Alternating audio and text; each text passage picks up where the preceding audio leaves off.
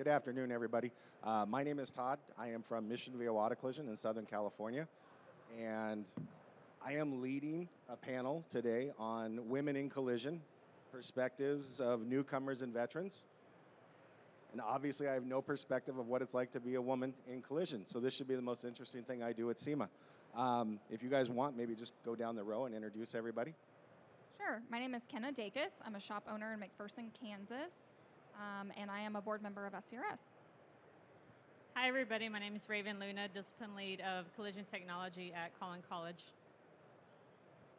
Hi, my name is Ariana Solis. I am an internship student at the College of Lake County. Hi, my name is Stephanie Nitz. I am a regional workforce manager for collision engineering. Thank you, ladies. So when this panel was presented to us at SCRS, I specifically wanted to jump in and do this. Again, I don't know your guys' perspective, but I had a mom who raised me, and she was the founder of our business some 40-something years ago, and I know all the challenges that she faced and the problems and that she had to work through. So with her just recently passing, I thought, you know what, let's honor all of you women. I'd love to jump in it. So if we could go down the line, whoever wants to go first, what would you girls like us men to know about your experience in the collision industry and that what we're not aware of? I can start on that a little bit. I think there's what they call microaggressions, so very small things that are seemingly innocent that can come off differently for us. So when I think of my time in a shop getting a uniform, there wasn't a women's uniform, it was just the men's uniform. And so, it's things that they hadn't really thought of, but between that and having only a male restroom in the shop, so I had to walk all the way to the front. These little microaggressions may seem innocent, and I don't make a big deal out of it, but it's stuff that sometimes we're not aware of. The uniform thing would have gone right over my head. Yeah, I would not have thought about that. I don't know. I would say I would just like to remind all the men in this industry that there's a lot of talent that maybe gets overlooked. Women are very capable, and I think we've proven that we can do anything in this industry just as well as the men can, whether it's front office stuff or technician work. I could not agree with that more. Like in my stores, I surround myself with smart women because they're better at this than I am. So how about you, young lady? I feel like women being capable is really underestimated, especially when we're young. I'm 21 in my shop, and I'm one of 2 female technicians, actually. There's 2 of us. And we're both under the age of 25, and I feel like we get looked down upon a lot because we're young and females in the industry. Wow. Yeah, I would say that, inclusion is not about lowering the standard of things. It's more about recognizing the potential, like you guys were saying. And it might look a little different than what you're used to. It's usually men, and these women are very capable at doing their jobs, and we can't forget that. Especially at 21 years old, like your future, what's in front of you and what you're capable of doing, the sky's the limit. And I know if my mom was here, she would not be here because she hates the attention, but she would be the first one to tell you, especially you, don't ever let anybody tell you you can't, right? Don't stop. You can do this. So, are you guys all experiencing that you've got good access to training? Are you finding that to be challenging? I feel like me personally, I have a pretty great access to training, especially because of Collision Engineer. They've given me a lot of opportunities like this one, or being able to work in a shop already at my age with the internship. So I feel like that's a pretty amazing opportunity for my training. Let me follow it up with that real quick, and then to the rest of you as well, because I forgot what I think is more important is, do you have good access to mentorship as well? So not just the training, but when you have those struggles, when you have those problems, who do you turn to, and are they male or are they female? Whichever. Yeah, so I have quite a few mentors at my shop. I do work a lot with the other female technician. I go to her a lot. But I feel like since I am a female, the technicians, some of them, not all of them, but some of them are more open to me going to them than they would be to one of my colleagues. He's a male, and they seem to be more understanding with me because I am a female. So I feel like it's easier in that aspect because they know, some of them know how to handle females, especially with them having daughters. And then in school, we do have a lot of mentors I could go to. One of my teachers, David, I go to him a lot. Or Mystica, she's our lab manager. She's one of my favorite people to go to. That's awesome. Yeah, just to kind of piggyback on what she said, with collision engineering, we're really building the mentorship is structured into the program. So students who are in the program, they're in a shop, they have a mentor in the shop. We partner them up, and so they immediately get that mentorship piece. Beautiful. As a shop owner, that's my perspective, I guess. I have never felt like I didn't have support or another shop owner, whether it's male or female. There's not very many female shop owners, but I've always felt like I had good support in that area. My mom was one of two in all of Orange County. And so to see them both rise to the occasion and meet every challenge always impressed me. So from my perspective, I didn't necessarily have as strong of a mentorship as what we see now. So it's nice to see that there's change coming along there. For our students in particular, we spend a lot of time getting to know who they are, what their personalities are, and then, if we know of someone that's looking to hire, we say, okay, this is going to be a really great fit, and we kind of steer students that way just to make sure they're successful when they get there. Matching the personalities. Correct. That's awesome. This is always a good one. So talking about the dynamics changing for women entering into the industry as far as like from a consumer's perspective, it always cracks me up. You get that big alpha male that wants to walk in the door and barge in, and I want to ask questions, but I don't want to talk to this girl. Show me a manager, show me an estimator, and every one of us always is like, go back over there. Go see those girls because they know more than I know. So do you feel that the dynamics are starting to change for women entering into the industry? My experience as a shop owner is very similar to kind of what you just described. I think I feel a lot of support from folks in the industry. I think the consumers are probably my biggest challenge, is just kind of gaining their trust and like letting them know that I do know what I'm talking about. So that's probably the biggest struggle that I have. I do feel like it's getting better than it was 10 years ago when I started. Really good. I would agree as well. And what's cool with us is, we've got quite a few female students. We also have a lot of male students too. And so for them, their perception's already been changed because they're in the program. So there's 3 of us full-time, me and 2 men. So for them to already kind of be used to getting feedback from a woman or, learning from them, they go out in the industry and they're already used to that. So I would say within this next generation, you're going to see a change in that, and the same goes for Contra Costa. That is absolutely fantastic to hear that. Yeah, I think that, the visibility matters for students. They see women like you all, or Laura Lozano, or, Patty Fairchild at El Camino, and you see women in those roles leading and teaching and filling that space, and it just brings up the next generation, and it validates that they're welcome here too. Very cool. Is there any one thing that stands out in your minds, whether it be going through school and just getting into a store or in that ownership role or whatever it is? What's been your biggest challenge?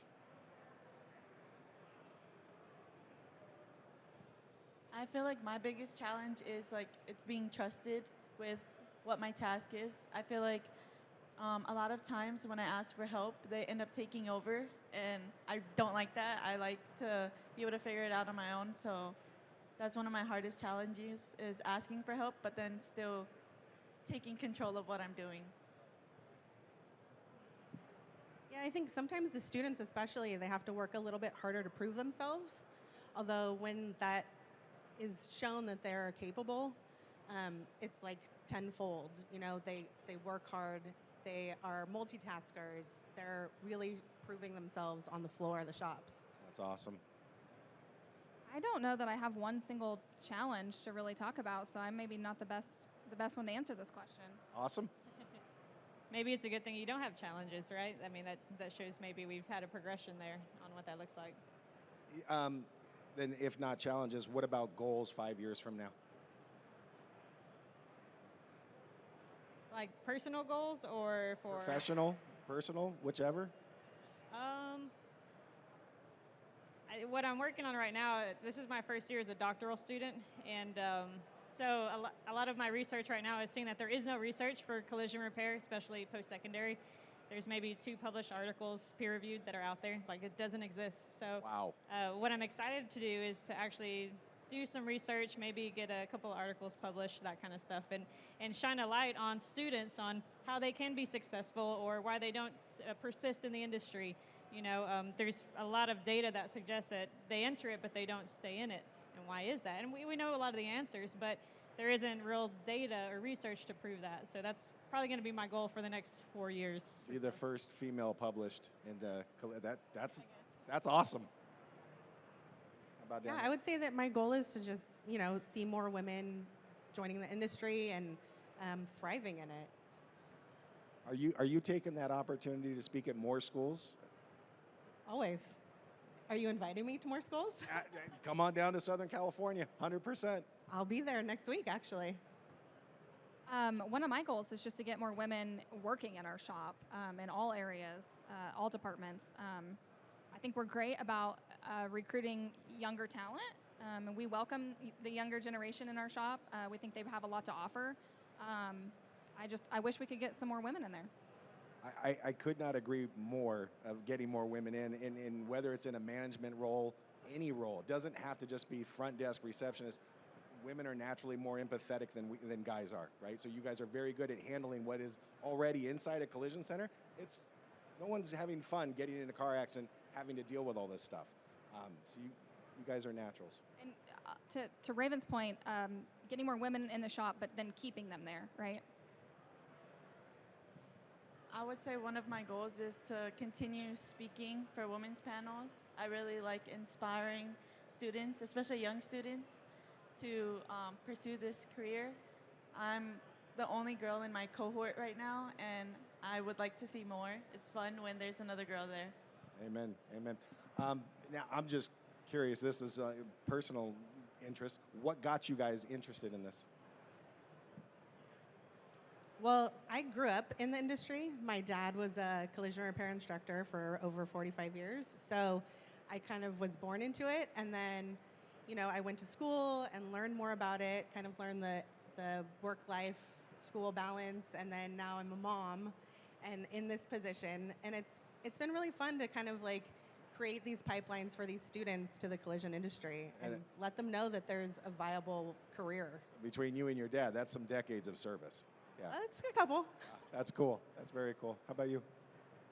So I'm actually the first person in my family to be part of the industry.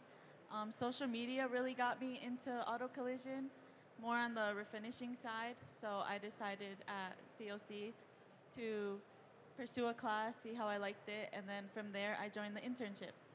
Were there girls in the industry that you were following on social media? No, I just really liked the refinishing side, the painting side. But when I went to tour our building at College of Lake County, there was females in one of the graduated cohorts. So that really inspired me. And then again, the shop manager at COC is a female as well. So I saw 3 females there, and I wanted to be an additional one. That's fantastic. For me, it just seemed like something that was interesting. So I was like, maybe I'll just, kind of like you all, let me take a couple classes, see if I like it or not, And it was a good time. I mean, it kind of similar to how you were like the one woman in the cohort. It's same thing for me, but maybe a few more years ago, which we will not disclose the amount of years, but it's been a few years. So and then just getting into it, it was just something that seemed like a lot of fun, and yeah, now here we are. Very cool. Also, I have no background in this industry. I have no family in this industry. So I kind of fell into it by accident. My husband was a technician when I met him, and he, from the very first date, I think he expressed interest in owning his own shop. So that kind of happened naturally, and I joined in really early on in that process, if nothing else because he was good at working on cars. And I love you, honey, but not so much at all the other stuff, right? So I kind of jumped in at the beginning, knowing at the time that it would be temporary, and I think I kind of surprised us both by being really good at it and enjoying it. So that was 12 years ago, and I've just never left. Well, similar to you, it was family that dragged me in, and that was 30 years ago, and they haven't let go. I think that's really about all the questions, unless there's anything you guys wanted to add. I personally, I just want to make sure I finish with, again, if my mom was here, she'd be the first one telling each and every one of you, don't ever hear the word no.